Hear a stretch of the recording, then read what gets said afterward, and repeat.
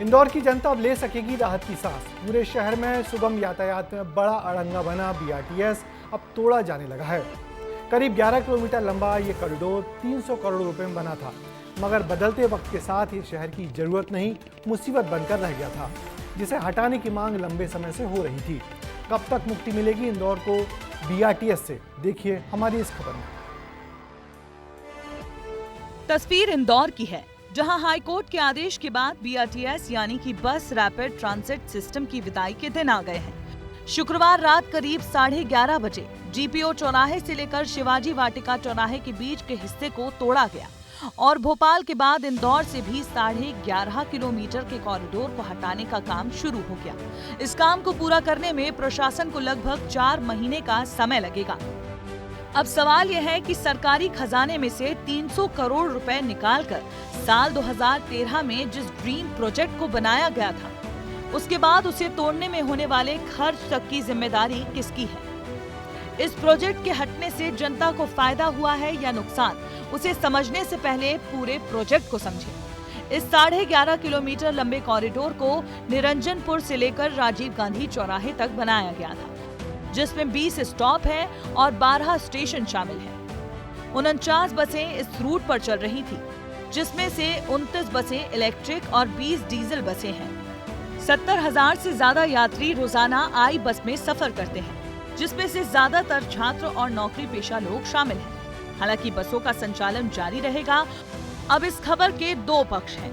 कुछ लोग तो खुश हैं और कुछ लोग परेशान हैं, लेकिन दोनों पक्षों के तर्क जायज हैं और सही गलत का फैसला आप पर निर्भर करता है कि बीआरटीएस को अगर कठिनाई होती है तो इस संबंध में कोर्ट ने निर्णय दिया है कि हम बीआरटीएस के बजाय इसका यातायात को व्यवस्था की दृष्टि से खासकर चौराहे पर ओवरब्रिज बना करके यातायात की सुगमता के लिए इस पे काम करेंगे। और मुझे इस बात का संतोष है कि हाईकोर्ट ने भी हमारी बात करी। तो हटाने में करीब 3-4 महीने लगेंगे, लेकिन हमारी प्राथमिकता ये है कि चूंकि माननीय मुख्यमंत्री जी ने बहुत निर्णयकारी निर्णय लिया जिसका प्रभाव शहर के ट्रैफिक हित पर रहेगा, तो वो निर्णय से जनता को लाभ हो, जनता को फ़ायदा हो, उस दृष्टि से पब्लिक ट्रांसपोर्ट प्रभावित ना हो, इसकी भी चिंता करेंगे। अहमदाबाद के बाद इंदौर का बीआरटीएस प्रोजेक्ट देश का दूसरा सफल बीआरटीएस प्रोजेक्ट था। सरकार का पक्ष साफ है कि बीआरटीएस के हटने से ट्रैफिक व्यवस्था सुगम होगी और लोगों को जाम से राहत मिलेगी। 4 व्हीलर चलते थे, 2 व्हीलर चलने में बहुत प्रॉब्लम आती थी और बहुत सारी दिक्कतें आती थी। बीआरटीएस टूटने से ट्रैफिक तो कम हो जाएगा इंदौर का। हाँ, ट्रैफिक के लिए सुविधा रहेगी, उससे ट्रैफिक नहीं होगा। हाँ, नहीं बढ़िया है, ये तो कोई ज़रूरत नहीं है ऐसे ट्रैफिक। बाकी पब्लिक परेशान हो रही है और बाकी 2-4 बसों के लिए लाइन दे रखी इतनी सारी इंदौर में, कोई जरूरी नहीं है। सब दूर हट गई है, भोपाल सब दूर। सर, टाइम ड्यूरेशन में फ़र्क पड़ेगा।